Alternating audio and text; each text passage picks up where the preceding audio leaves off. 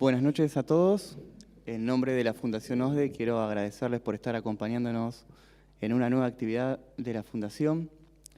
Es un placer para nosotros poder realizar una actividad en la Universidad Nacional del Sur. Queremos agradecerles a todos sus directivos, a la Secretaría de Cultura y Extensión, principalmente a Belén, porque hemos venido trabajando mancomunadamente para poder realizar esta jornada.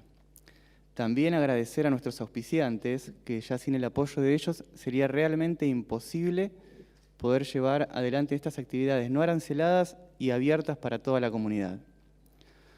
Cuando comenzamos a pensar esta actividad hace unos meses atrás, nos surgía el siguiente interrogante, que era qué respuesta podíamos llegar a tener del público local.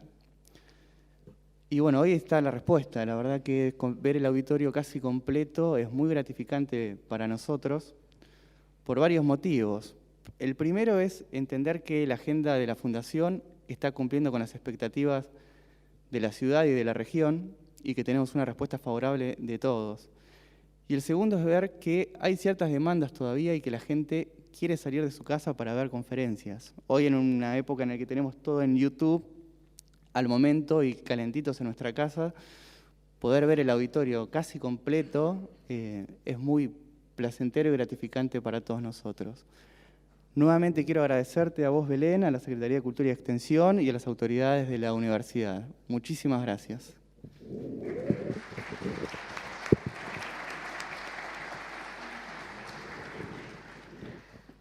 Bueno, buenas noches a todos y a todas.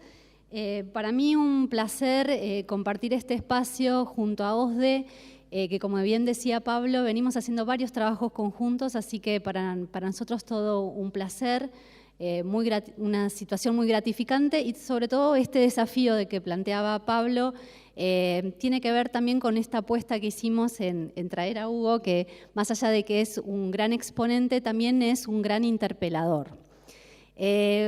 Yo tengo acá el machete para leerles todo lo que es Hugo. Por ahí hoy, antes de iniciar, me dijeron que era muy largo, pero así que lo que voy a hacer es resumirlo y contarles. Bueno, Hugo Alconadamón es periodista, es abogado, es egresado de la Universidad de La Plata. Él inició su carrera profesional en el diario El Día y hoy es prosecretario de redacción en el diario La Nación. Tiene innumerables premios, entre ellos, yo me anoté para comentarles el premio Conex Platino, el premio María Corps, que se lo dio la Universidad de Columbia. Y esta cuestión del desafío que yo les comentaba tiene que ver con que a raíz de este último libro que él escribe, que se llama La raíz de todos los males, nosotros creímos con Pablo que era un momento desafiante traerlo en un año de elecciones, en un año en donde vamos a interpelarnos como ciudadanos una vez más en el momento en que vayamos a poner el voto, en el punto en el cual poner el voto de alguna manera tiene que devenir quizás de una reflexión respecto de qué vamos a hacer con todo lo que ya sabemos, qué vamos a hacer con todo lo que ya nos están contando. Vamos a retroalimentar esa maquinaria de corrupción, vamos a frenar. En una parte de sus libros él plantea esta cuestión de que es necesaria la presión social para acabar con ciertos funcionamientos del poder como una maquinaria de corrupción. Así como pasó en Italia, como pasó en Brasil, necesitamos de la presión social, necesitamos de la participación ciudadana, necesitamos de nuestro compromiso. Entonces, traer hoy a Hugo acá era un poco desafiarnos a nosotros mismos a reflexionar respecto de nuestra responsabilidad, respecto de nuestros roles, no solo a los comunicadores sociales en su rol de periodista, no solo al político, no solo al empresario, sino a nosotros como ciudadanos. Si nosotros sabemos, si nosotros somos parte, si nosotros somos protagonistas, tenemos que tomar una posición y entonces al momento de votar tenemos que decidir cuál va a ser nuestra posición. De alguna manera, nosotros acompañamos a OSDE en este desafío que es justamente reflexionarnos e interpelarnos. Bienvenido, Hugo, y gracias, OSDE, por invitarnos. Muchísimas gracias.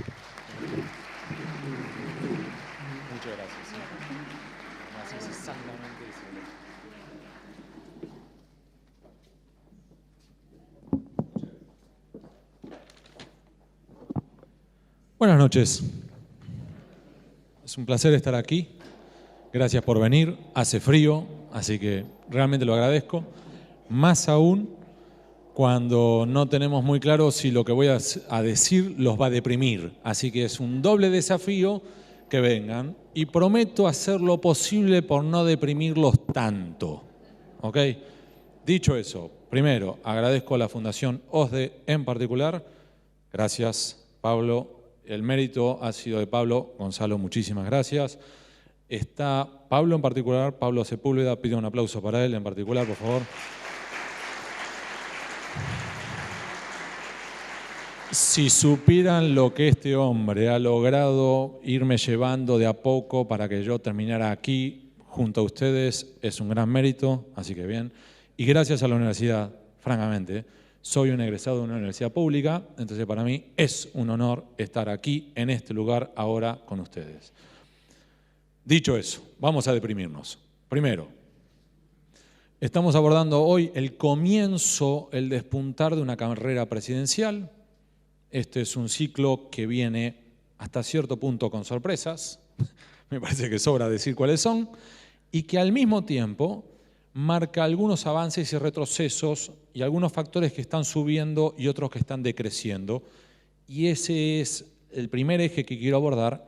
Y el segundo va, en línea con lo que mencionaste, la idea de la presión social. Entonces, primero, aportes de campaña.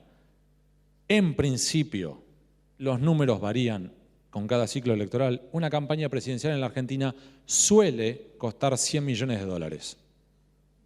Ese es el monto, que después puede subir, bajar y demás. Este año va a ser muchísimo más barata, mucho más gasolera, entre otros motivos por la devaluación, segundo, por la recesión económica, tercero, por algunas investigaciones como Lavallato en Argentina o Cuadernos de la Corrupción, con lo cual hay muchos de los habituales donantes de campaña que en este ciclo electoral dicen, yo en esta no me meto.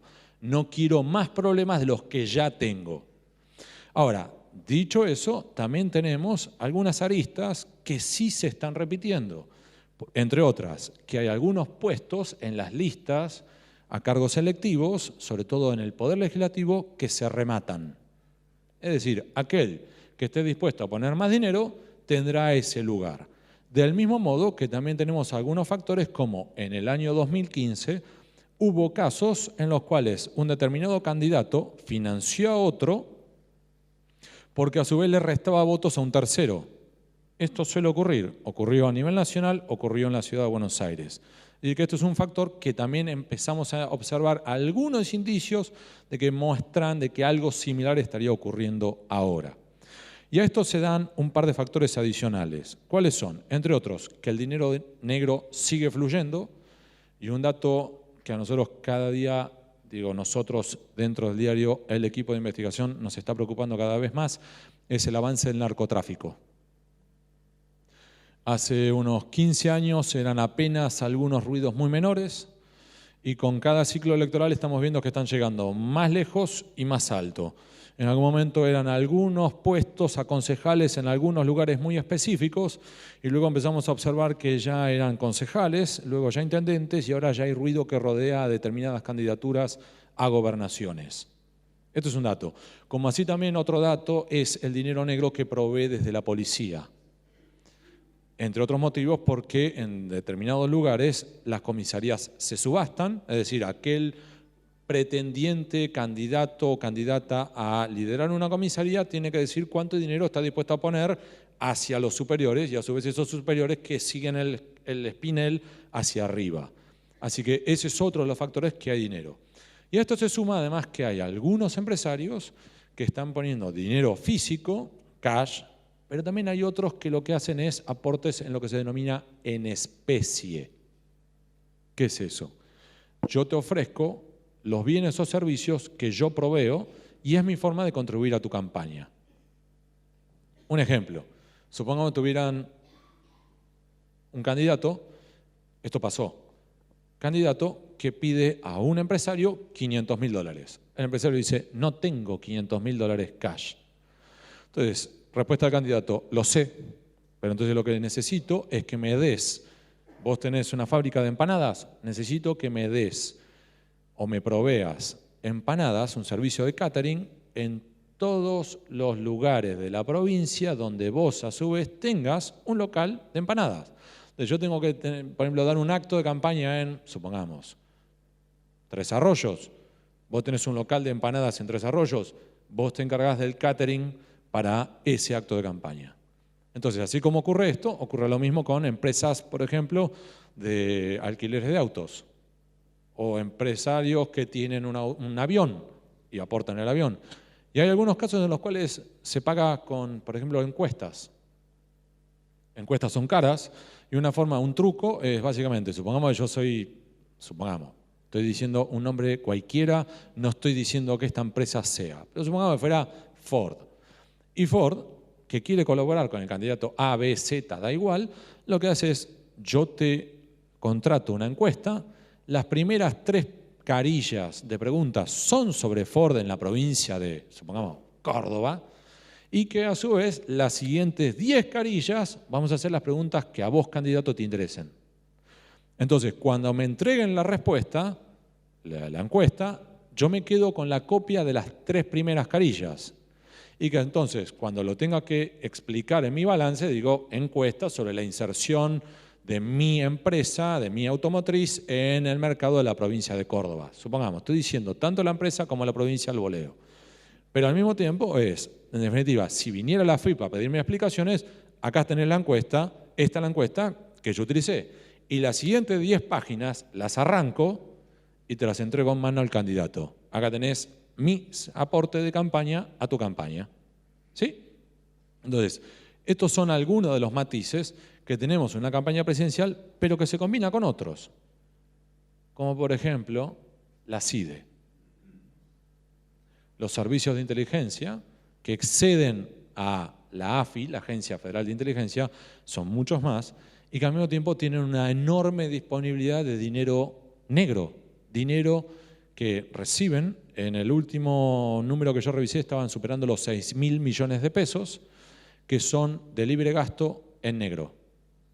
No tienen que rendir cuentas, con lo cual si gastaste 6.500 o 6.600 es exactamente lo mismo, no tenés que dar explicaciones. Y a esto se suma con algo más que es lo que se denomina entre los politólogos la cancha inclinada.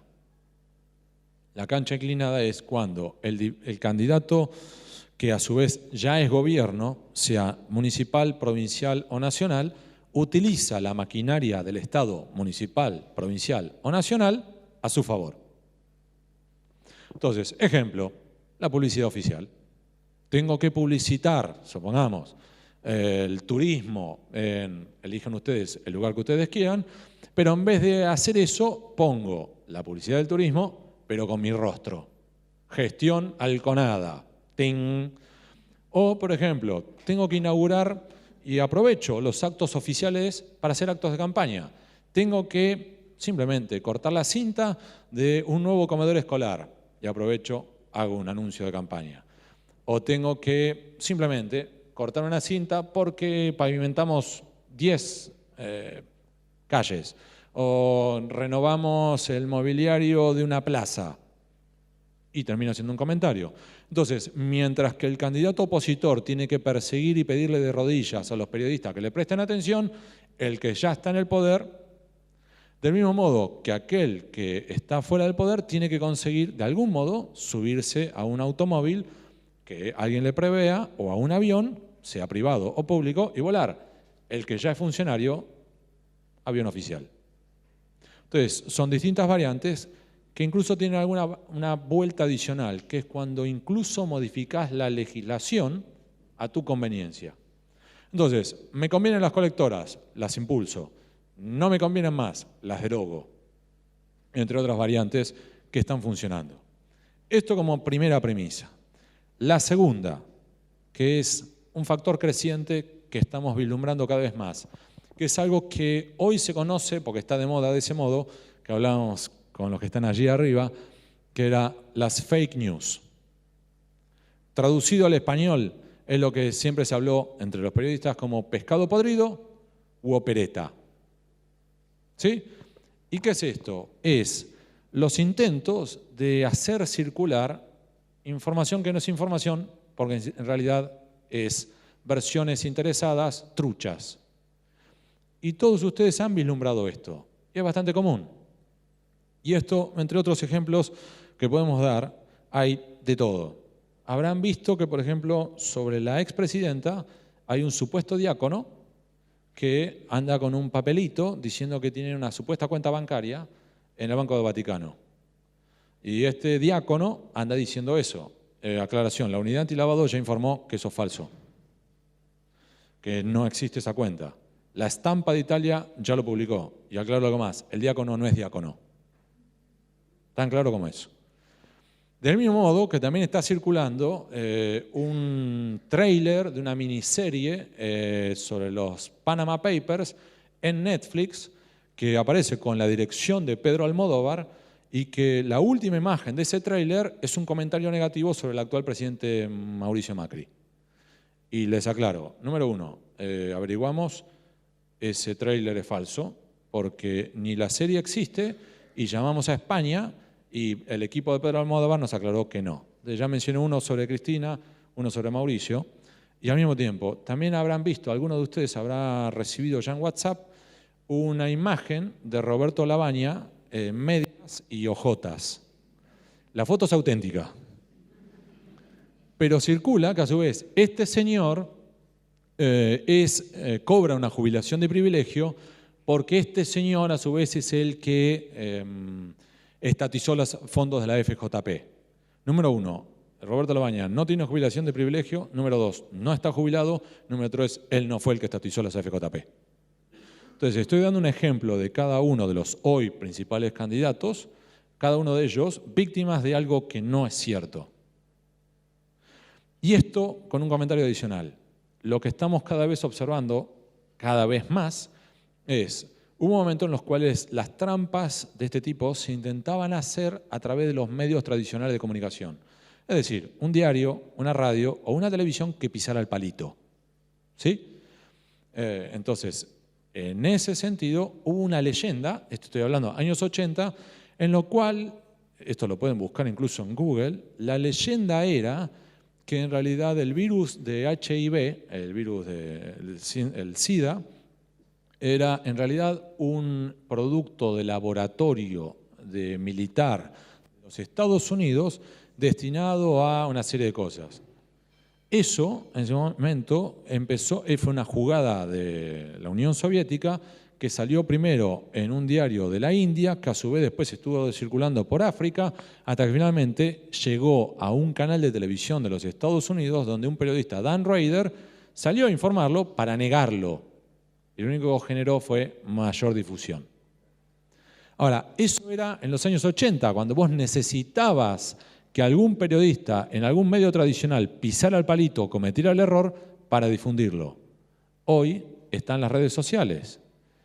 Y más que las redes sociales, WhatsApp.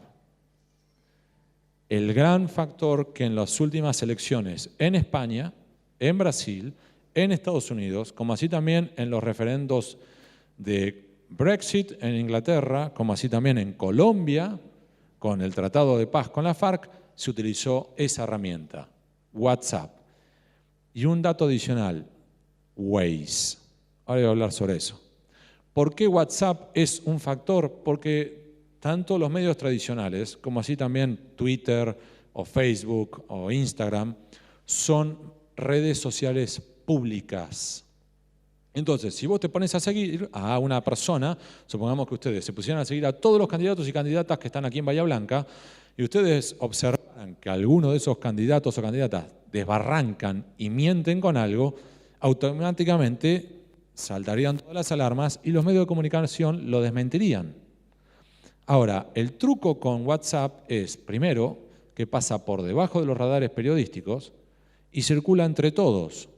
Entonces, supongamos que todos ustedes estuvieran conectados en WhatsApp y empieza a circular una versión, la que sea, probablemente el último que se entere soy yo, que soy el periodista que no está conectado a ustedes, que no soy de aquí, de Bahía Blanca, y probablemente solamente me termine enterando yo cuando, en el momento de las preguntas de ustedes, alguno de ustedes diga, Alganada, ¿Es posible esto que está circulando por WhatsApp que sea cierto? Ahora, si ninguno de ustedes me pone en aviso, yo como periodista no me entero, pero ya circuló. Entonces, este es un truco que a su vez los expertos comprenden que se potencia por un par de factores. El primero, por lo general, todos nosotros tendemos a recibir información por WhatsApp de algún contacto o amigo, con lo cual vos ya tendiste a bajar la guardia.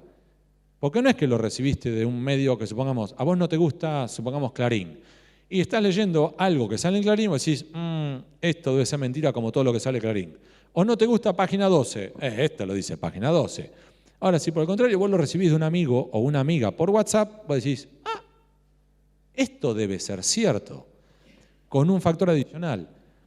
Por lo general, nosotros tendemos a bajar la guardia aún más cuando lo que te llega retroalimenta y refuerza tu creencia previa. Entonces, vos supongamos que considerás que el candidato X está vinculado al narcotráfico o que por lo menos es una mala persona. Y te llega por WhatsApp algún dato de, por ejemplo, ese candidato tuvo problemas con las drogas hace 20 años. Yo siempre supe que este tipo era mal tipo. Yo sabía que, ¡pum! Y lo reenvías a todos tus contactos diciendo, ¿viste que este tipo era un pirata? Y este factor se potencia con algún dato más, que es, también se ha registrado que tiende a aumentar la laxitud cuanto mayor edad. Dicho de otro modo, los nativos digitales son por lo general mucho más renuentes a decir esto puede ser cierto. Por el contrario, a mayor edad, y entre nativos digitales yo no me incluyo, tendemos a pisar el palito mucho más asiduamente. Y un último dato sobre esto. Cuando yo venía hablando sobre este dato, primero yo hablaba de redes sociales. Y el equipo de Google Argentina me llamó, en particular una colega de allí de Google Argentina, que es una genia que se llama Florencia Sabatini, no tiene nada que ver con Gaby. Y Florencia me dice, Hugo, no digas más redes sociales, habla de plataformas digitales. Y dije, explícame la diferencia. Redes sociales es Twitter, Instagram, Facebook. E incluso podrías decir alguna variante de LinkedIn, es una red social y demás. WhatsApp ya es discutible si es red social o no, porque en realidad es una aplicación de comunicación, pero según cómo lo desinterprete. Plataforma digital incluye Waze. ¿Alguno usa Waze acá? Levante la mano. Waze, W-A-Z-E, Waze. Muy pocos, bien, para que los que no lo tienen.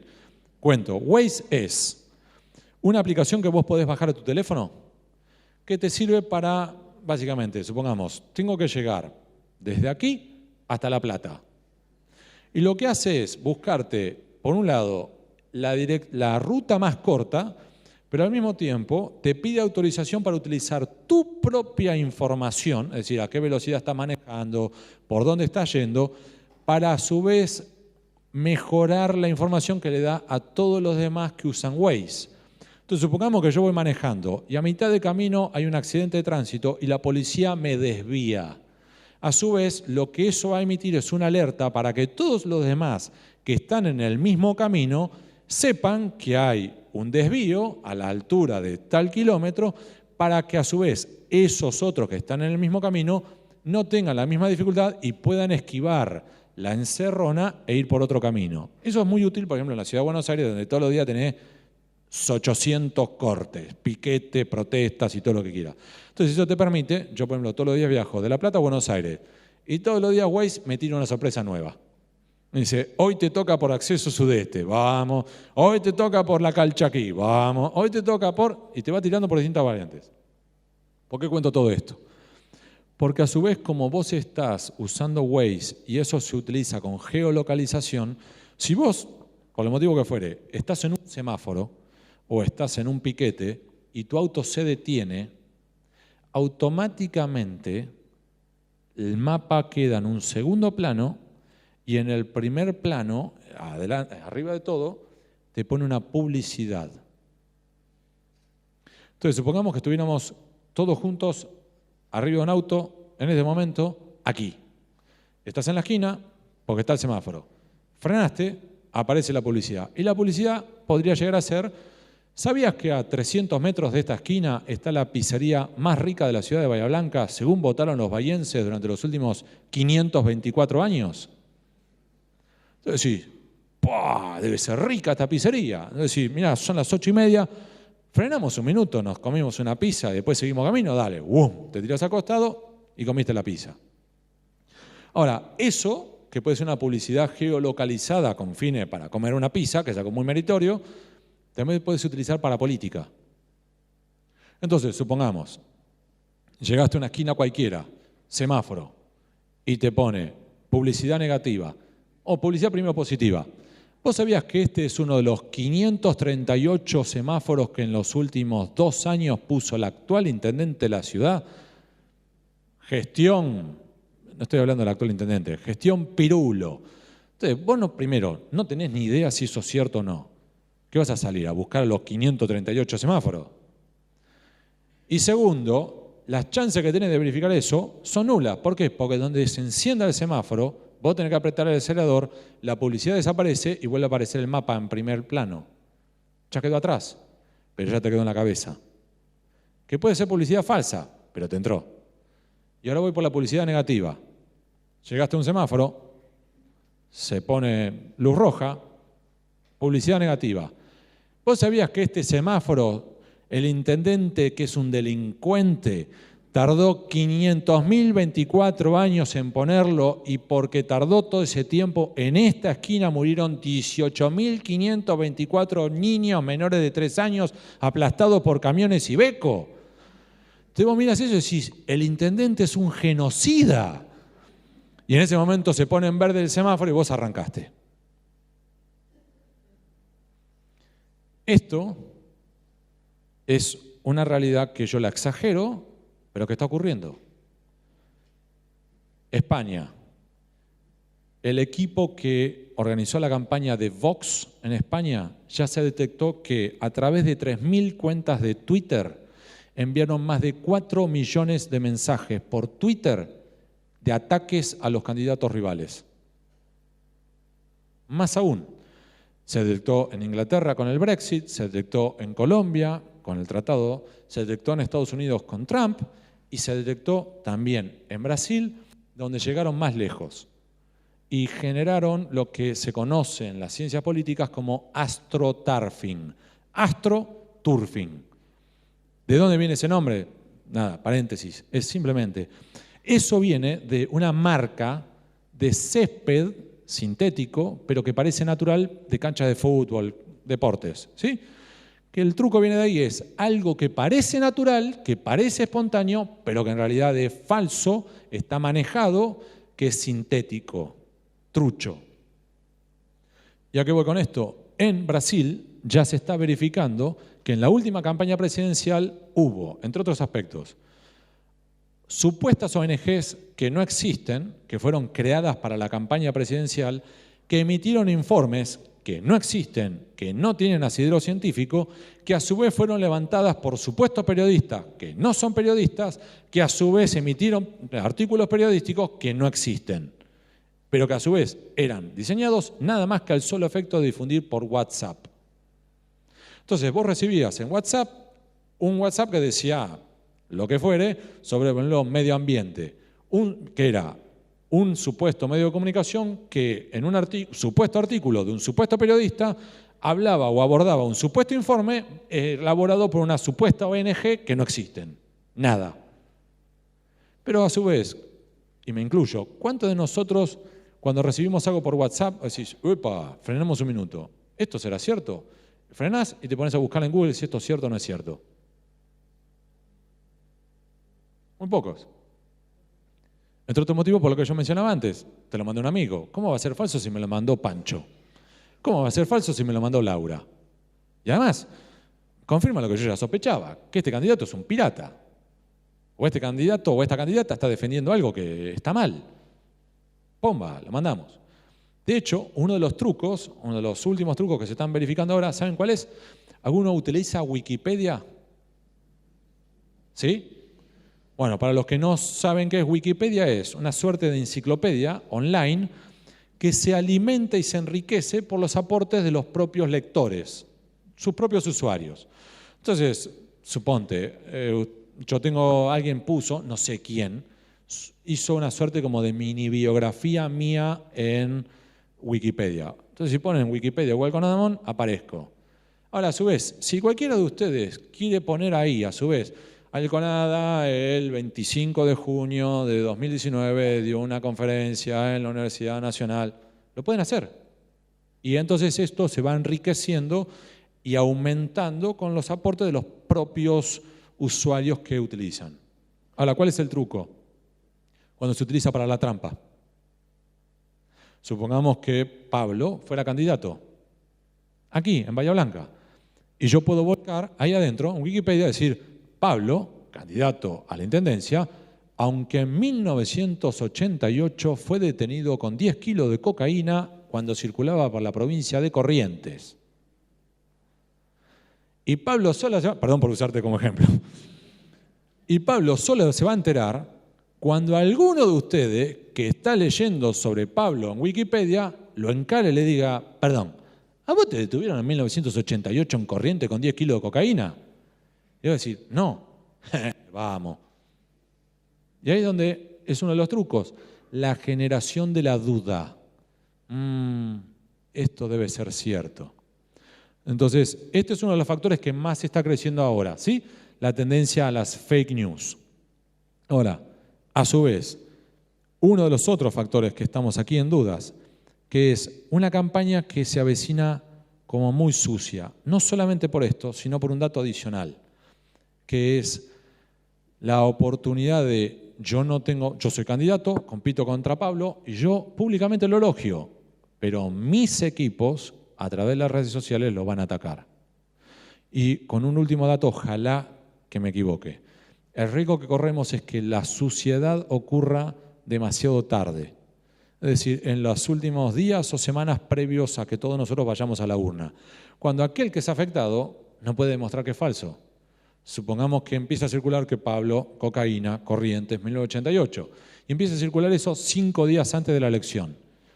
Y Pablo tiene que mandar a alguien hasta Corrientes, conseguir un certificado del Poder Judicial de la provincia de Corrientes con todos los sellos posibles y retornar a Bahía Blanca con el tiempo suficiente para difundir que eso que circuló es falso.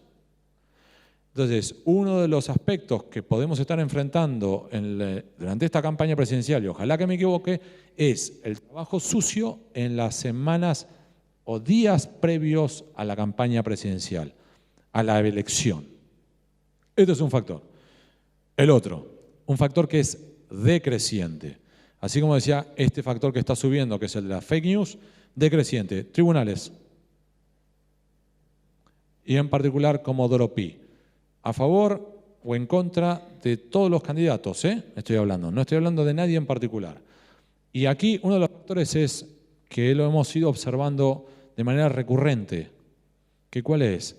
Que es el extraordinario olfato que tienen los jueces y fiscales para oler el poder. Lo huelen. Y entonces no quieren problemas. O dicho de otro modo, cuando tenés poder, se hincan ante vos.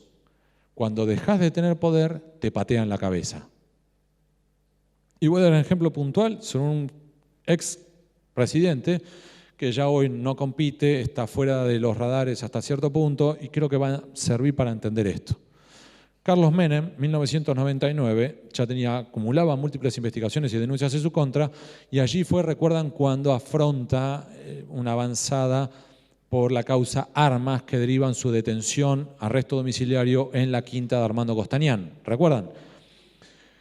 En aquel momento yo cubría tribunales y muchos jueces y fiscales me llamaban y me decían, mira Hugo, te quiero contar, mira, estamos investigando tal cosa, Menem tal otra, y pedí tal peritaje, y Menem se fue a Chile y vamos a pedir tal otra. ¿Sí? Toda la historia.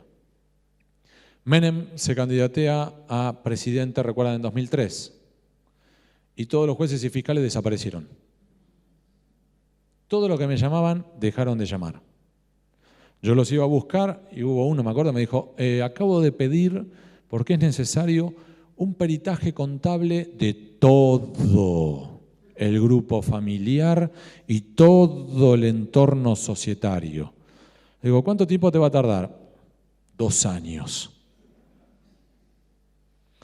Ahora, si me perdonan la expresión, lo puedo contar tal cual fue. ¿Me habilitan? Bien. 2003, recuerdan, primera vuelta, gana.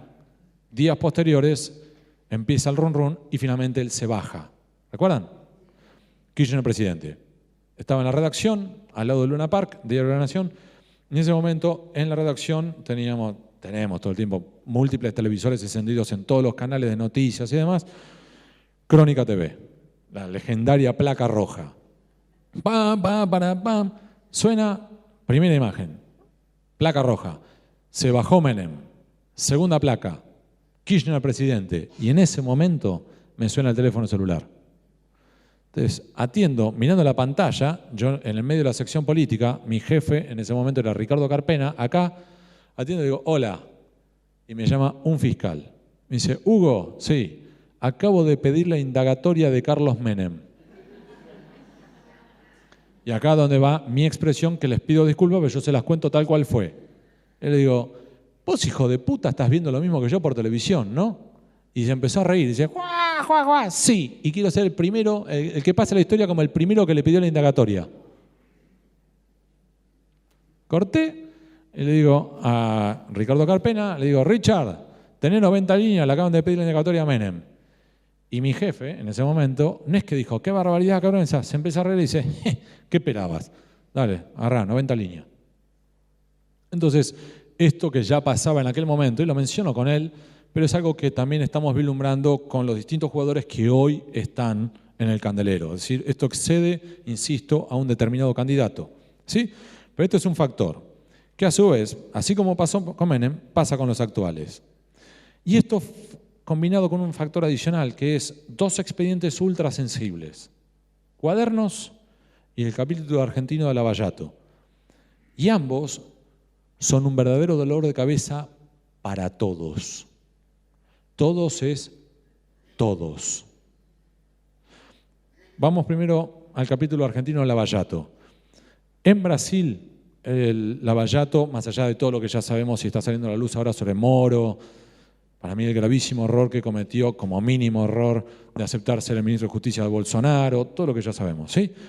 Pero el Lavallato en Brasil afectó a Luis Ignacio Lula da Silva, pero también afectó a las principales figuras de otros 13 partidos políticos, del mismo modo que abarcó a todos los, allá se lo denomina, capitanes de la industria.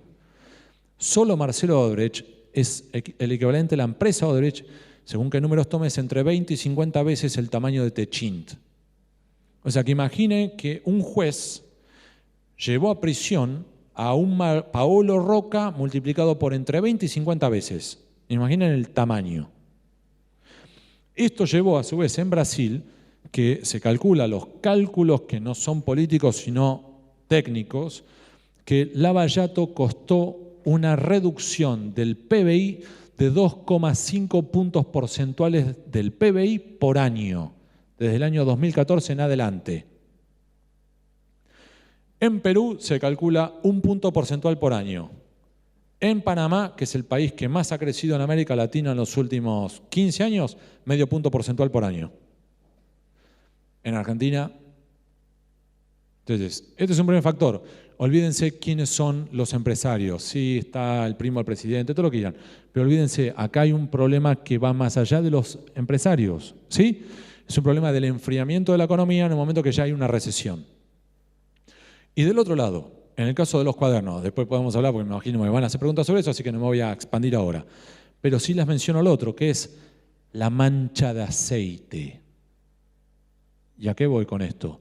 ¿Dónde frenás esta investigación?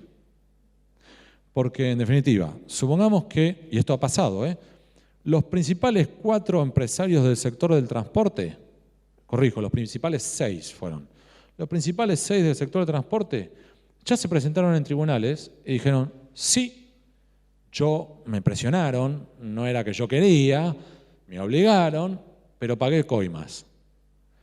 Entonces, opción 1, sos el fiscal, vos podés decir, mirá, lo cierro acá, pipí cucú, tengo los 6 más grandes, a juicio oral, listo. Los van a condenar, si ya confesaron. Me cuelgo la medalla. Soy el primer fiscal que logró que los 6 empresarios más importantes del sector de transporte de la República Argentina confiesen sus crímenes. Golazo.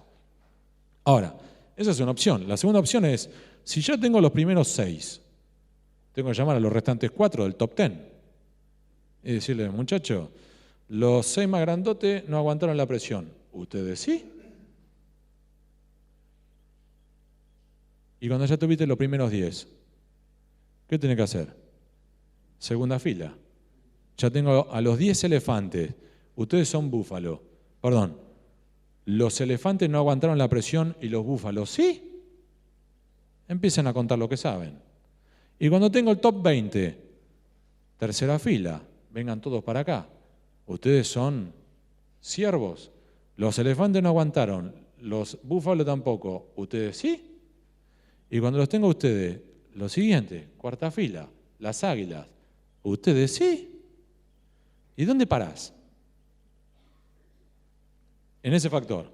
Y del mismo modo, decís, a ver, tenemos que un señor que ya se declaró culpable, confeso, ese señor decía, yo recibía a los empresarios que venían con los pesos y yo me encargaba de hacerles el pase de manos entre los pesos y los euros.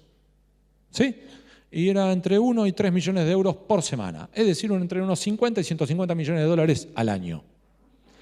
La pregunta obvia es, ¿y este señor, que no era banquero, es un financista, da igual el nombre, Ernesto Clarence, pero da igual, ¿qué es? Este señor no tiene banco, ¿y de dónde conseguía los euros? Entonces, vamos más allá. ¿Qué hacía? Llamaba al Banco Central Europeo, decía, hola, ¿qué tal? Me llamo Ernesto Clarence, ¿me puede mandar 50 millones de euros? Y el Banco Central Europeo dice, ¿cómo se escribe Clarence? Ya mismo te lo mando, por avión, ahí te van. Y ninguno del Banco Central Europeo emitía ningún tipo de reporte sospechoso. Y tengo un loco que desde Argentina me pide 50 millones de euros. O tiene que haber entre Clarence y el Banco Central Europeo por lo menos un banco con las espaldas lo suficientemente anchas para que cuando pedía más remesas de euros al Banco Central Europeo no le llamara la atención. ¿Cuántos bancos pueden tener la espalda suficiente para no llamar la atención si pide entre 50 y 150 millones de euros al año? Que puede dar la aplicación de que mi cartera de inversiones decidí colocarlas en euros, lo que quieras. Pero tiene que ser el tamaño suficiente para que no llame la atención.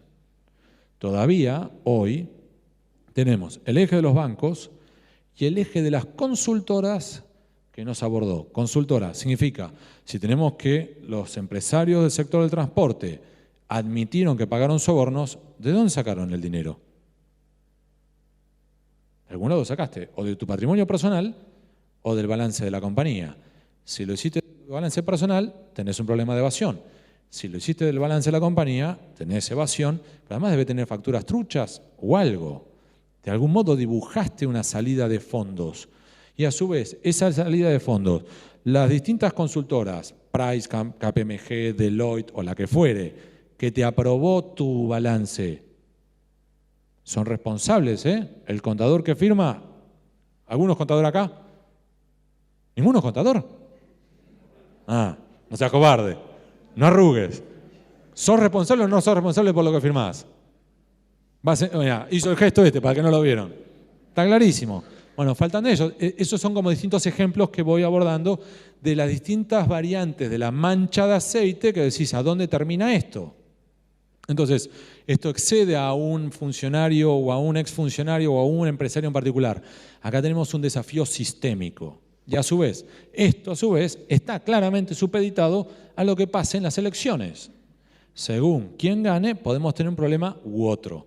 Podemos tener algunos que sacan beneficiados y otros que sacan perjudicados, claramente. Y más allá, y yo con esto cierro este factor, que es de los distintos jugadores que juegan para el sistema. Y no importa quién esté en la Casa Rosada, estos jugadores juegan. Aquel que haya leído el libro La Raíz, le pido disculpas, va a tomar unos segundos, pero simplemente es una anécdota que ya han conocido. Aquellos que vieron la charla TED también, pero simplemente para los que no lo vieron es, Para el libro, yo voy a entrevistar a uno de los principales operadores judiciales de la Argentina de los últimos 30 años.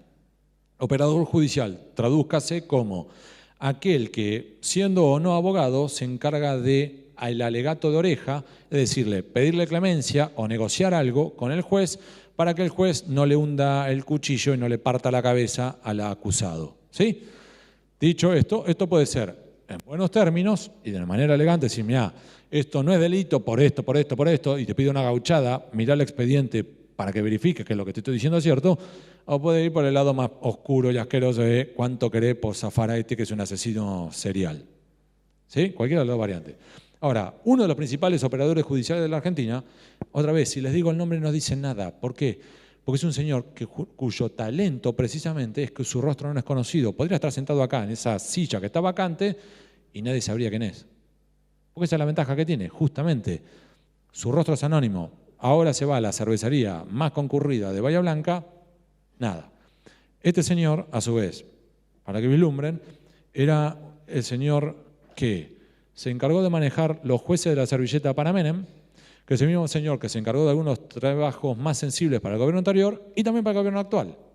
Y este señor me recibió en su casa, por una cuestión de protegerme yo mismo por eventuales juicios de calumnias e injurias para el libro. Lo fui a ver antes para darle la oportunidad de que me explicara lo que me quisiera explicar, y este señor me recibió, y lo cuento para que vislumbren cómo es un operador judicial de este tipo.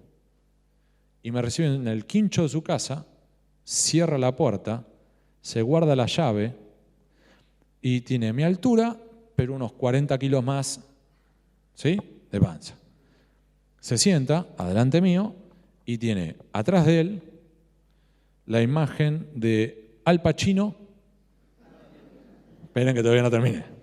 Se pone peor. Al Pacino en cara cortada. La imagen de Marlon Brando en El Padrino. Y una caja de acrílico transparente con un teléfono celular dorado, los StarTAC. ¿Recuerdan aquellos teléfonos celulares que eran como un sapito? Esos. Entonces le digo, entiendo perfecto a Tony Montana, a Vito Corleone, explícame el teléfono. Ese era el teléfono que yo usaba con el número 1. El día que el número 1 murió, dije, este teléfono no se puede usar más. Y decidí guardarlo. Bueno, mira, Javier, vengo a verte porque voy a escribir un libro, quiero conocer tu posición sobre esto. ¿Ves eso? Y me marca un bate de aluminio de 1,20 m que estaba en la esquina, atrás de él. Le digo, sí. Y me hace así, con el dedo adelante mío. Me dice, el último que se desubicó lo saqué a batazos de mi casa. Y la llave la tengo acá. Ojo con lo que vas a preguntar. Le digo, bueno. Ok. Y fue de lo más elegante. En definitiva, ¿por qué cuento esto? Un operador judicial, 3 gobiernos, 30 años, y es un hombre que pasa por debajo de los radares. Ese es el talento es una forma de decirle, de uno de estos operadores judiciales, que son aquellos que enfrentamos ahora. Y ya entramos en el último eje antes de abrir para las preguntas, que es, mi papá, una sola vez, papá es brillante, y una sola vez vino a verme a una charla que yo di. Y papá, cuando salimos, nos fuimos a tomar una cerveza y demás, y me dice, mijito, lo tuyo muy bien, muy bien, pero depresivo. Es para agarrarse el dedo con una puerta. Me dice, trata de cerrar por lo menos con una, no sé, luz de esperanza. La expresión que suele usar es esa, luz de esperanza. Yo lo traduzco como si una cuota de optimismo. Entonces, cumpliendo con la promesa que yo le hice a mi viejo, voy a cerrar, no te digo para arriba, pero por lo menos con una luz de esperanza, ¿sí? Sin caer en ingenuidades, ni demagogia, ninguna huevada de ese tipo. ¿Y por qué planteo esto? Porque yo creo que es posible, y lo digo en serio. Me dedico a laburar buscando información en los sótanos sobre lo pirata, lo narco, lo corrupto, toda la historia. Y creo que estamos, por un lado, mejor, que tenemos nuestros avances y retrocesos, y que depende de nosotros. ¿Y por qué digo esto? Porque todo gobierno tiene sus logros y también sus zonas grises. Entonces, gobierno anterior, para mí, fue muy bueno la renovación de la Corte Suprema y sacar de encima la infame mayoría automática que teníamos en la Corte Suprema. Fue un avance. Después podemos decir lo que pasó después en la Corte, fenómeno. Y con el gobierno actual también fue un avance, por ejemplo, la ley del arrepentido, que después podemos decir que tiene sus problemas también y sus zonas grises, por ejemplo, con la titular de la unidad de la Oficina Anticorrupción, todo lo que querramos. Pero digamos, tenemos nuestros avances y retrocesos. Podemos incluso decir, mira, la figura del arrepentido, ¿es la figura ideal? No. No. Si comparamos la figura del arrepentido argentina con la que tienen en Brasil, o ni te digo la de Estados Unidos, si la de Brasil es un Audi TT, la argentina es un Renault 12. Es decir, ¿te lleva a destino? Sí. ¿Con las mismas prestaciones que el Audi TT? No. ¿Te puede dejar en el camino? Y sí, pero ya la tenemos. Habrá que mejorarla, pero ya tenemos una. Ley también de responsabilidad penal empresaria. Los que son abogados lo saben. Le sacaron las garras, le sacaron los colmillos, pero ya tenemos una ley. Obliga a las empresas a por lo menos mejorar un poquitito. Ley de acceso a la información pública. Ya con Kirchner ya fue un avance, decreto de acceso a información pública. Siguiente avance, tenemos una ley de acceso a información pública, más una oficina específica que ayuda a aquellos que quieren acceder a información, si no se la dan, a meterle presión al organismo que no te la da. Liderado a su vez por un muy buen funcionario que se llama Eduardo Bertoni. No es amigo mío, aclaro, pero es muy bueno. Sí, estoy dando distintos ejemplos de un gobierno u otro que nos van dando avances. Y todo país tiene avances y retrocesos. Todo país. Y si me permiten les voy a contar una anécdota. Yo fui corresponsal ante la Casa Blanca. Y estando allá tuve la enorme ventaja de cubrir la campaña entre John McCain y Barack Obama.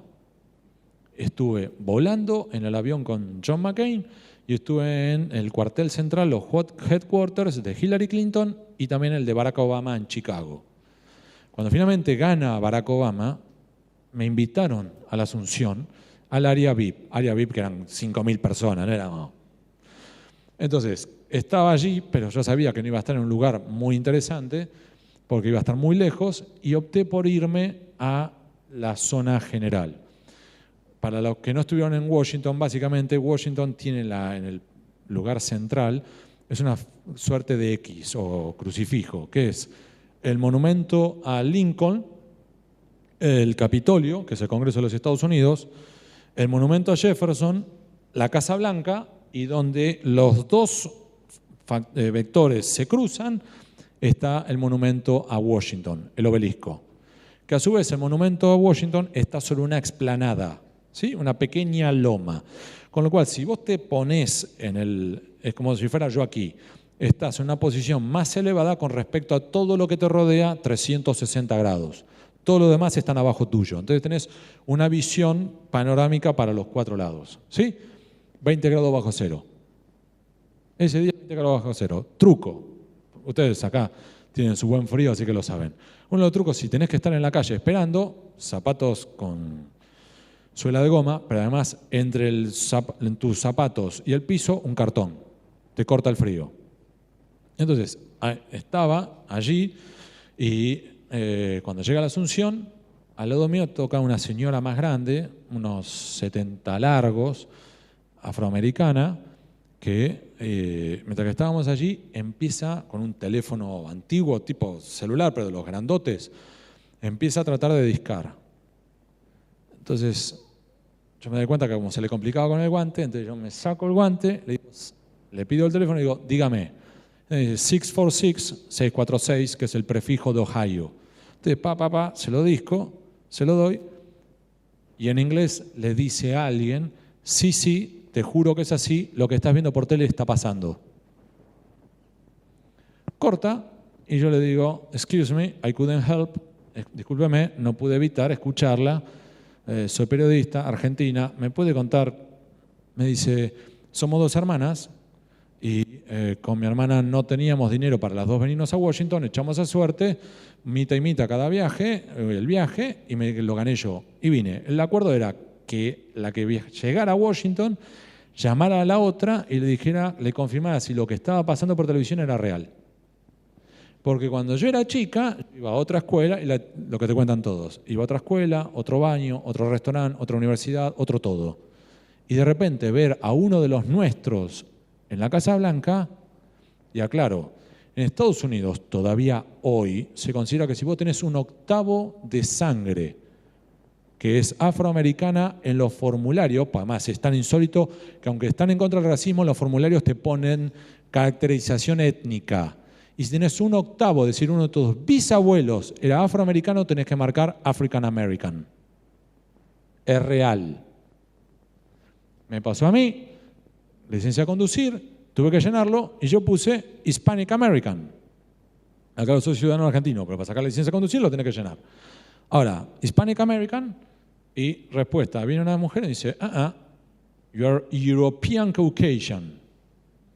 Le digo, discúlpeme, ¿estamos hablando de mis orígenes o de la raza? Nosotros no hablamos de raza, entonces yo soy Hispanic American, soy cuarta generación argentino, Latin American. Que sí, que no, que sí, no. La muchacha, la señora empleada, era afroamericana. Entonces le digo, call your manager, llama a tu gerente. Y vino la jefa, la supervisora, me mira, también afroamericana, no me deja hablar, solo escucha a la empleada, me mira y dice, European Caucasian. Eso es Estados Unidos. ¿Y por qué cuento esto? Porque todos los países tienen sus avances y sus retrocesos. Para mí, cada uno sabrá qué piensa. Para mí, Obama fue un avance, Trump es un retroceso. Y cada país tiene esas dificultades. Ahora, a su vez, depende de lo que votamos y depende de lo que hacemos. Y con esto cierro. Uno de los mejores politólogos que para mí ha dado este país, en por lo menos los últimos 70, 80 años, es Guillermo O'Donnell, el papá de María O'Donnell. Guillermo, hace ya más de 25 años, mucho más, acuñó una expresión que es la democracia delegativa. Y él hablaba de los riesgos de la democracia delegativa, que es, del lado de los funcionarios, el creer que al ganar una elección todos le delegamos la suma del poder público y que nada puede detenerlo, porque nosotros los apoyamos. Y desde la posición del votante es que nosotros cumplimos con nuestra función con ir a votar cada 2 años, es decir, acá tenés cheque, en blanco, hacé lo que quieras. Y no funciona así. Levante la mano quién de ustedes o ha construido o ha reformado una casa. Prácticamente todos. Bien. Todos han, espero, recibido el mismo consejo que recibí yo, que fue, nunca contrates a un familiar o un amigo, porque te vas a pelear. ¿O no? Ahora, por el contrario, cuando vos tenés a un arquitecto o arquitecta, puede diseñar lo que quiera, que después vas a opinar. Entonces le vas a decir, quiero las ventanas más grandes y correme de acá la columna. Y el otro te dice, no puedo correr la columna. Yo pago, correme la columna. Y al mismo tiempo, no conozco a nadie que a su arquitecto o arquitecta le diga, diseñá lo que quieras, tomate el tiempo que quieras, contratá a quien quieras, comprá lo que quieras, donde vos quieras, y llamame cuando termines. Acá tenés una cheque en blanco. Te quiero. Y es más, para no molestarte me voy a un hotel. Chao. O me voy a lo de mi suegra, que es mejor todavía. No conozco a nadie que haga eso. Por el contrario, yo me incluyo, que vas a ver al arquitecto, que vas todas las veces que podés, vas a la obra, le hablas al capataz para meterle presión, los fines de semana te pones a barrer, creyendo que barriendo vas a acelerar los tiempos de la obra. Te dicen que cuando pusieron el techo tenés que hacerle un asado a los operarios, porque si no se te mufa la casa, y lo hacemos, ¿o no? Ahora, lo hacemos en una obra y no lo hacemos con un funcionario público.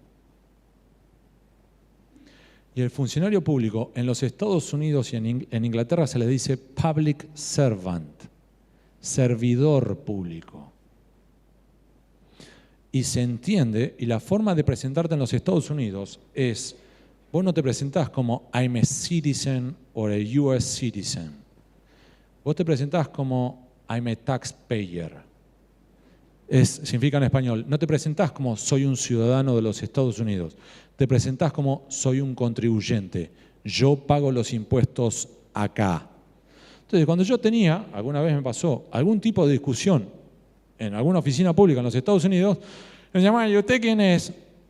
Y yo, que soy ciudadano argentino, no tengo ni pasaporte ni green card norteamericana, yo decía, I'm a taxpayer. No se hable más. Por favor, cuéntenos. Entonces, ¿por qué es que a nuestros arquitectos y arquitectas le pedimos todo tipo de explicaciones y no hacemos lo mismo con nuestros servidores públicos, que con solo el manejo de los impuestos por ingresos brutos, ganancias, IVA y demás, van a manejar muchísimo más de nuestro patrimonio de lo que jamás manejarán todos los arquitectos? Y allí está el último desafío que planteo, que me incluyo, que es cómo nos involucramos y ejercemos presión. Porque por supuesto yo también me incluyo, yo trabajo más o menos, yo creo que trabajo. Y yo llego el fin de semana y lo que quiero es estar tranquilo. Y no tengo ganas de seguir metiéndome. Y a mí, por ejemplo, no me nace participar en cacerolazos. No me gusta. Estoy en contra de los scratches. Ahora, cada uno de nosotros sabrá, si no te gustan los cacerolazos o no sos de participar en marchas callejeras, ¿en qué sos bueno? ¿Te gusta escribir cartas de lectores? Escribí más. ¿Sos de participar en redes sociales de manera respetuosa y con tu nombre y apellido? Participa más. ¿Sos de hacer memes en redes sociales y sos bueno en eso? Y hacelo más.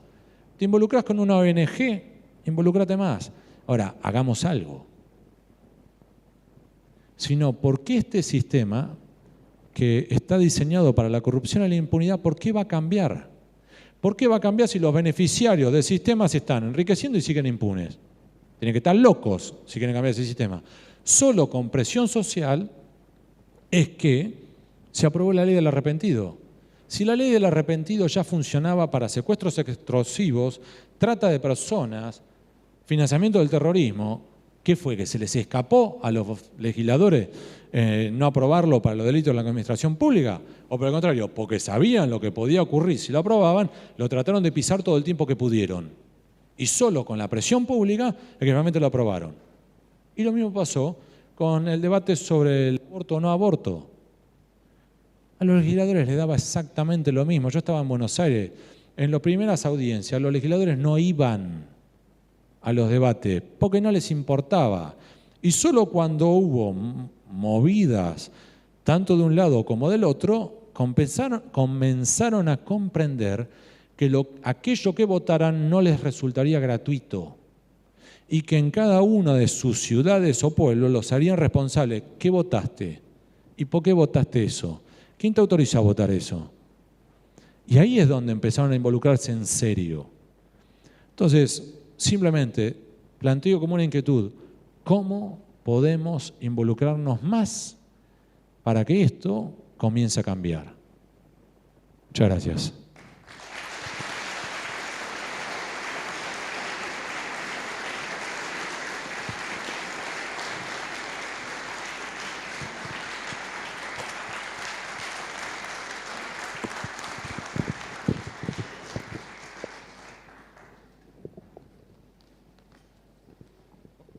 Bueno, ahora vamos a hacer algunas preguntas. Las personas que quieran hacer una pregunta, que levanten la mano y yo les voy a acercar el micrófono para que interactúen directamente con Hugo.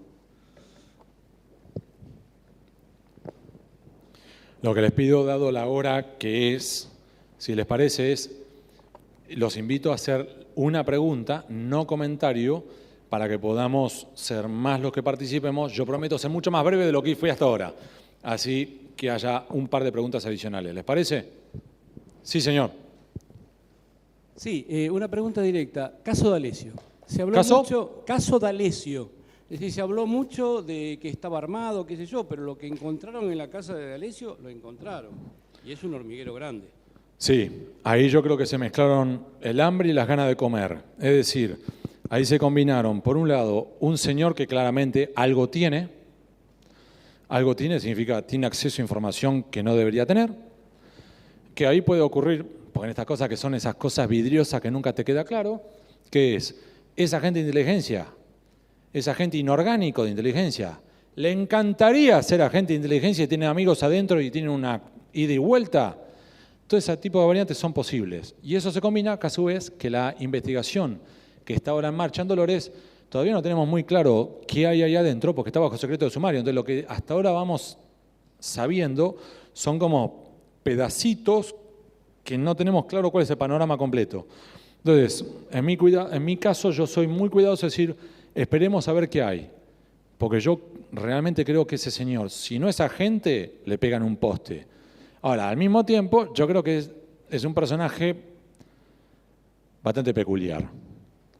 Te lo digo de otro modo. Ese señor tenía en su casa, cuando le hicieron allanamientos, carpetas claramente de inteligencia, pero al mismo tiempo también tenía una remera de la DEA y una remera de la CIA.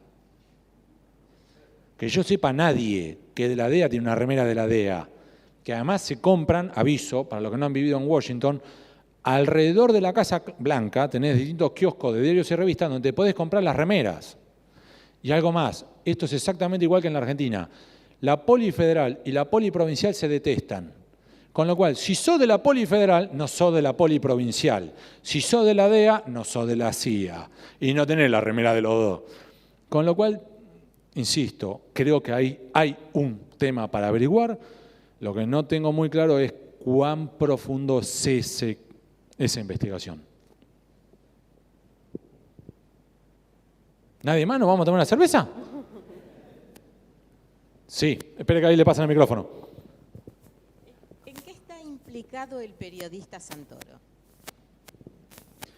Eso a su vez hay que ver qué hay sobre él allí adentro, pero al mismo tiempo, para que quede absolutamente claro, no soy amigo de Daniel, no he trabajado con Daniel, sé cómo trabaja, lo respeto, le tengo estima, creo que es uno de los grandes referentes del periodismo argentino, espero y creo y confío en su buena fe.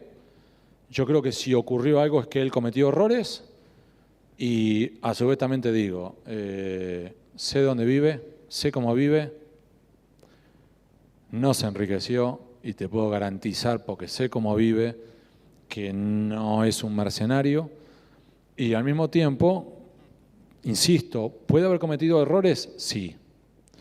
¿Que esos errores fueron graves? Sí.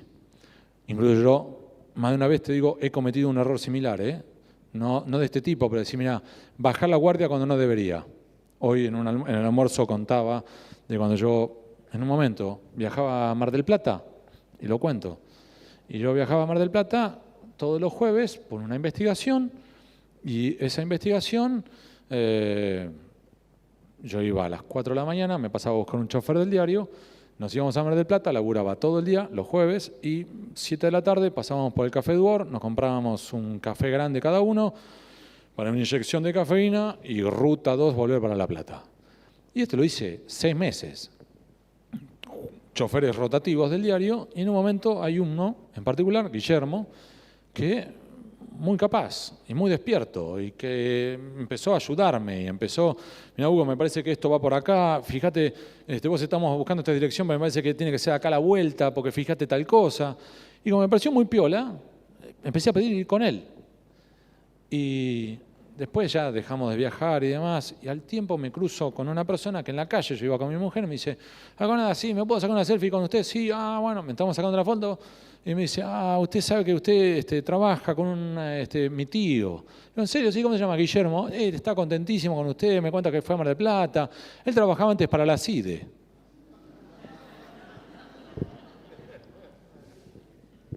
Entonces, yo actué, creo que bien, actué de buena fe y entré como un caballo. Esa noche yo iba a salir con mi mujer, solos.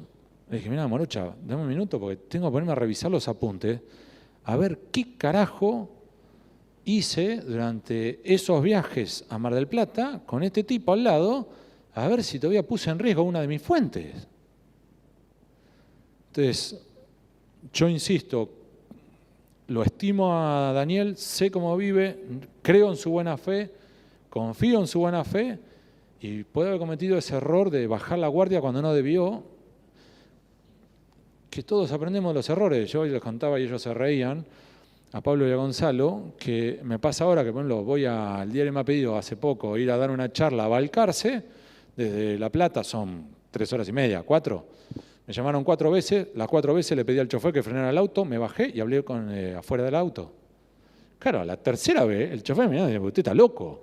Digo, frene, banquina, yo me bajo, usted se queda adentro. Para poder hablar, porque no sé quién carajo es el que está al lado mío. Entonces, obviamente que es un incordio, pero aprendí fruto de un error que ojalá no hubiera cometido.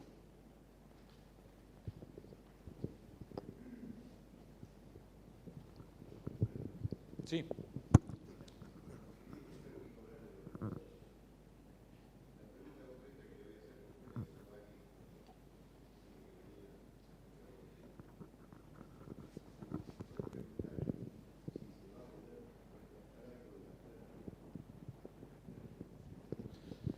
Lo que planteó es, cuaderno de la corrupción, si creo que se va a poder recuperar parte del dinero de la corrupción. La respuesta corta es sí. La respuesta larga es, veremos hasta dónde. Respuesta corta es sí, se va a recuperar. La respuesta larga es, hay que ver hasta dónde, cuánto se va a poder recuperar. Pero al mismo tiempo, la pregunta es, ¿y cuánto fue? ¿Y por qué digo esto? Porque salgamos de esta y voy al gobierno anterior. Y ahora me explica por qué salgo de esto y vuelvo a eso, no es que me estoy escapando. Hay 2 muy buenos estudiosos, Basualdo y Sautú, que después del gobierno menemista hicieron un análisis, cada uno por separado. En el caso de Basualdo estimó que había unos 5.600 millones de dólares fruto de la corrupción durante el menemismo. Sautú fue un poco más lejos, lo calibró, calculó distinto y estimó que solo por las privatizaciones la corrupción durante el gobierno de Menem fue unos 6.500 millones de dólares, lo que se llevaron. Aclaro, los 2 son de primera, los 2 son profesionales, los 2 son técnicos, los 2 son apartidistas, o sea que esto no viene con ningún tipo de matiz de nada. Ahora, a su vez, a ambos les tomó años hacer este relevamiento, ¿sí? Y en este caso, la verdad que no sabemos. ¿Por qué? Porque por un lado hay que ver cuántos son los activos de la corrupción que se podrán recuperar, habrá que ver cuánto es que, entre otros aspectos, como decíamos hoy, cuántos de los empresarios van a admitir que pagaron sobornos. A su vez, ¿cuánto es lo que van a admitir que pagaron de sobornos? Porque puede ser que te digan, pagué 1 millón y habían pagado 10 millones. Y a su vez, después va a haber un siguiente desafío que es la posibilidad, que todavía está abierto, de que tengamos en este caso, sobre todo para aquellos que se confesaron, es decir, que se quedaron arrepentidos, con lo cual le baja la pena, que además, si es primera condena, te puede tocar una probation, y si te toca una probation no te queda registro penal, y al mismo tiempo puedes negociar una multa a pagar en cuotas. Por eso digo que acá tenemos distintas variantes que podemos tener distintas aristas. Dicho eso, ahora una de las últimas notas que yo publiqué es que ya en una de las aristas de Cuadernos ya se ordenó la confiscación, decomiso de 19 inmuebles, ni siquiera inmuebles, propiedades, porque algunos son campos, otros son departamentos, garajes y demás. Que a su vez, antes que me lo digan es, bueno, ahora, pero si todavía está el proceso en marcha, ¿cómo es que puedes hacer un decomiso? Si después son hallados inocentes, la respuesta es, como estas personas ya confesaron, ya admitieron que son culpables y dijeron, ese bien, ese campo no es mío, era en realidad fruto de la corrupción. Entonces, lo que ocurrió ahora en la justicia es, bueno, listo, decomisen ese campo, total, esta persona ya dijo que no es de él, afuera.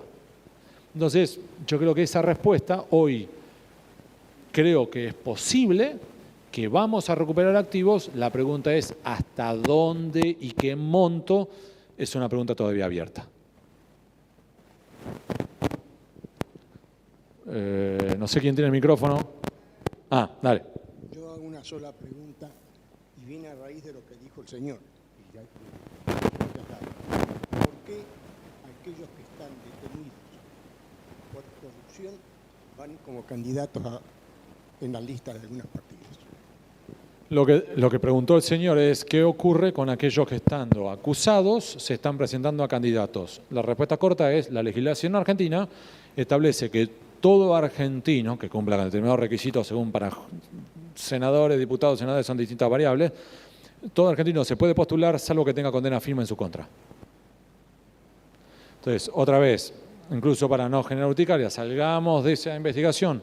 Otra vez, lo pobre lo uso a Menem de punching ball, pero es básicamente porque en muchas situaciones ha sido como un caso testigo, ¿ok? Y porque al mismo tiempo, como ya las pasiones políticas alrededor de Menem ya han menguado, nos permite a todos abordar esto con un caso que genera menos rispideces o sensibilidades. ¿Ok? Por eso lo menciono al expresidente Carlos Saúl Menem. En el caso de Menem, recordemos, Menem en un momento tuvo 3 condenas. Ahora tiene 2 porque una se la anularon por exceso del plazo razonable. Pero en definitiva, con 2 o 3 condenas, como ninguna de las 3 estaba firme, a su vez se pudo presentar 2 veces ya como candidato a senador. Con lo cual hasta que no exista en alguna de estas variantes una condena firme, se pueden seguir postulando. ¿Qué significa condena firme? Aclaro, condena firme en el derecho judicial argentino es la última sentencia definitiva o que no apelaste. Es decir, o que sea de primera instancia, pero vos no apelaste, se terminó, quedó firme, o que vos fuiste apelando hasta que llegaste a la Corte Suprema y quedó firme esa. E incluso hasta podría discutir si podés irte más arriba a la Interamericana. Pero digamos, eso es lo que significa. Si quieren, hacemos las últimas 2 preguntas, así nos vamos todos a casa a tomar cerveza. Me lo acerco. Bueno, Sí. Sí, Eduardo soy yo.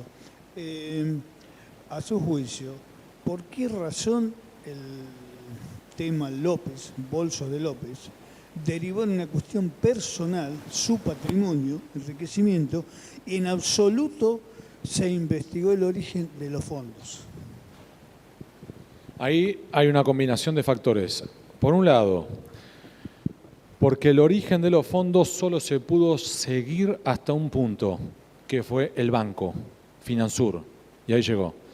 Después hubo múltiples inferencias que iban.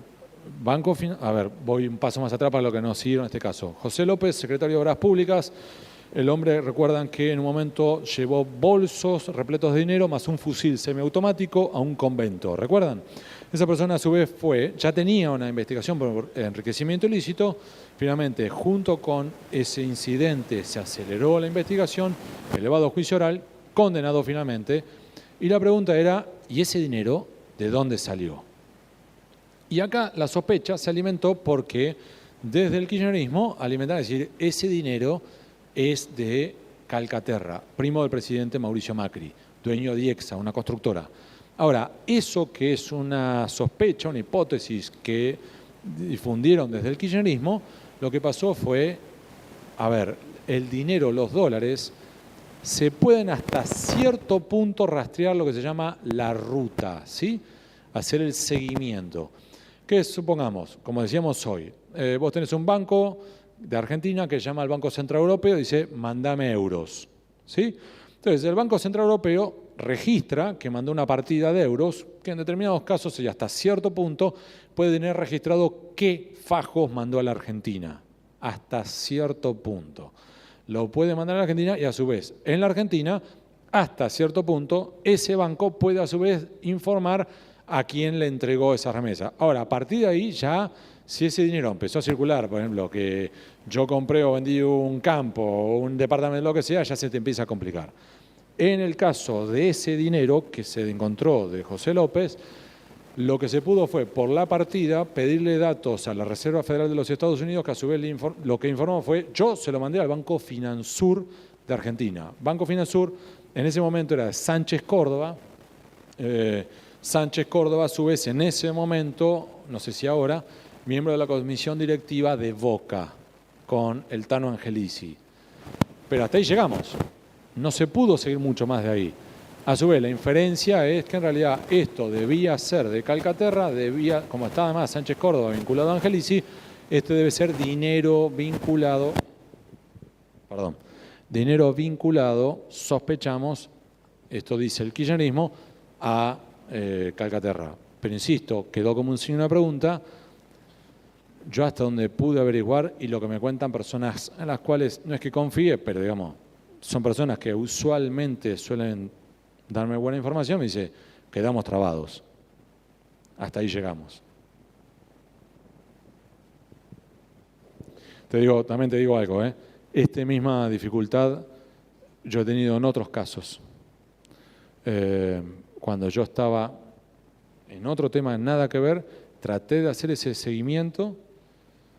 No te puedo dar muchos datos, pero pedí ayuda a distintos lugares que podían tener esa información, tanto en el extranjero como en Argentina, y llegué a una limitante similar.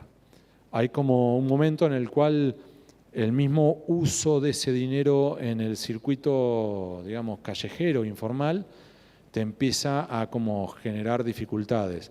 Entonces, salvo que ese dinero haya pasado por pocas manos, es muy difícil de seguirlo. Entonces, esa es una dificultad que incluso hay investigaciones, por ejemplo, sobre narcotráfico, que está pasando, por ejemplo, en el caso de los monos, que el dinero, hay un momento en el que vos chocas con una pared, no podés seguir avanzando, lamentablemente.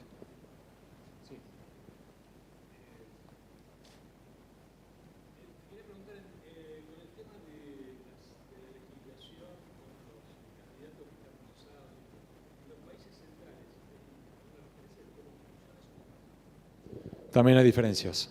Hay algunos lugares donde vos ya podés quedar trabado antes y otros que tienen una legislación parecida a la nuestra de sentencia firme. El ejemplo de Brasil es condena en segunda instancia, aunque no sea firme. Ese es el motivo por el cual Lula, aunque no tenía una condena firme, aunque ya había sido condenado por moro en primera, más por lo que ellos llaman el Tribunal Federal Regional, que vendría a ser como la Cámara Federal de Operaciones, también lo había confirmado, ya quedó bloqueado. Es decir, depende. Te estoy mencionando no países centrales, porque Brasil no lo es, pero como un ejemplo. Tenés distintas variantes. Ahora, a su vez, recordemos algo. Si si intentáramos como país intentar una reforma de este tipo, es decir, bueno, a partir de ahora es para sentencia de segunda instancia, eso empieza a regir para nuevas investigaciones. No para investigaciones ya tenés en marcha, porque ya tenés derechos adquiridos. Es decir, a mí ya me estabas investigando. No me venga con una nueva legislación que me bloquee ahora a mí, que estoy ya candidato a presidente o intendente o gobernador. Con lo cual, esa eventual variante sería ex post. Y si quieren, última pregunta. Sí.